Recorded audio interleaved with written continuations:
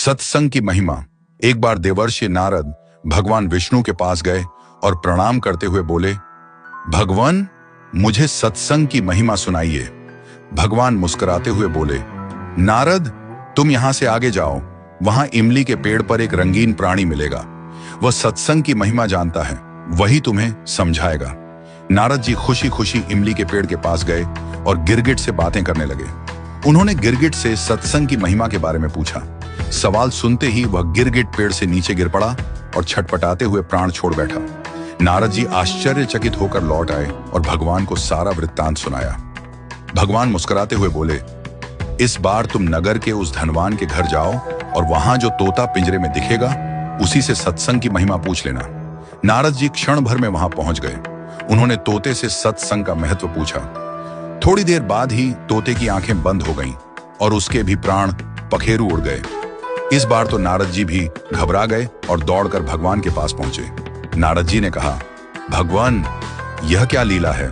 क्या सत्संग का नाम सुनकर मरना ही सत्संग की महिमा है? भगवान हंसते हुए बोले, यह बात भी तुम्हें जल्द ही समझ आ जाएगी। इस बार तुम नगर के राजा के महल में जाओ और उसके नवजात पुत्र से अपना प्रश्न पूछो। नारद जी थर थर कांपने लगे और बोले, अभी तक तो पक्षी ही अपने प्राण छोड़ रहे थे। इस बार यदि वह नवजात राजपुत्र मर गया तो राजा मुझे जीवित नहीं छोड़ेगा। भगवान ने नारद जी को अभयदान दिया। नारद जी ने हिम्मत जुटाई और राजमहल में आए। वहां उनका बड़ा सत्कार किया गया। अब तक राजा को कोई संतान नहीं थी, अतः पुत्र के जन्म पर बड़े आनंदोल्लास से उत्सव मनाया जा रहा था। नारद जी ने डरते डरते राजा से पुत्र के बारे में पूछा। उन्हें राजपुत्र के पास ले जाया गया। पसीने से तरबतर मन ही मन श्री हरि का नाम लेते हुए नारद जी ने राजपुत्र से सत्संग की महिमा का प्रश्न किया। नवजात शिशु हंस पड़ा और बोला, महाराज, चंदन को अपनी सुगंध और अमृत को अपने माधुर्य का पता नहीं होता।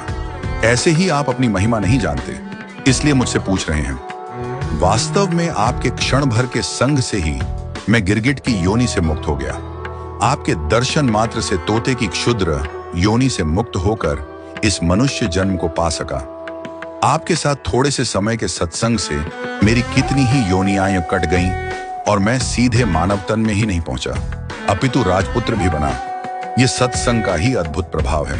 हे देव, अब मुझे आशीर्वाद दें कि मैं मनुष्य जन्म के परम लक्ष्य को पा सकूं। और बालक ने भगवान का नाम जपा, ओम नमो भगवते वासुदेवाय। भगवान विष्णु दूर वैकुंठ में मुस्कुरा रहे थे।